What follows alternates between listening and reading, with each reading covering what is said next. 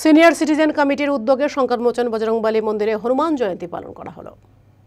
মঙ্গলবার হনুমান জয়ন্তী উপলক্ষে পুজোর আয়োজন করা হয়। উপস্থিত ছিলেন মন্দির কমিটির সভাপতি চণ্ডী দাস মিশ্র, সম্পাদক মলয় পাল সহ অন্যান্য সদস্যরা। মালদা শহরের রামনগর কাছারি বাইপাস সংলগ্ন এলাকায় রয়েছে সংকটমোচন বজরংবলী মন্দির। সিনিয়র সিটিজেন কমিটির উদ্যোগে গত 4 বছর ধরে হনুমান জয়ন্তী পালন করা হয় এই মন্দিরে।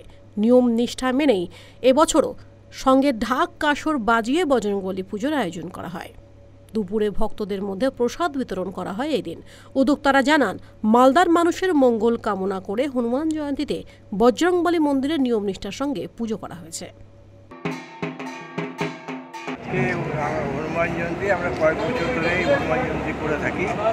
আর আমাদের মালদার এবং সকলের এলাকার সকলের শান্তি কামনাতে, মঙ্গল কামনাতে আমরা পুজো প্রতি বছর করি এবং এটা চালিয়ে যাব। এটা আমরা সিনিয়র সিটিজেন কমিটির পক্ষ থেকে।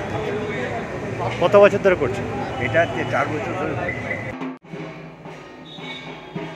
মালদা টুডে।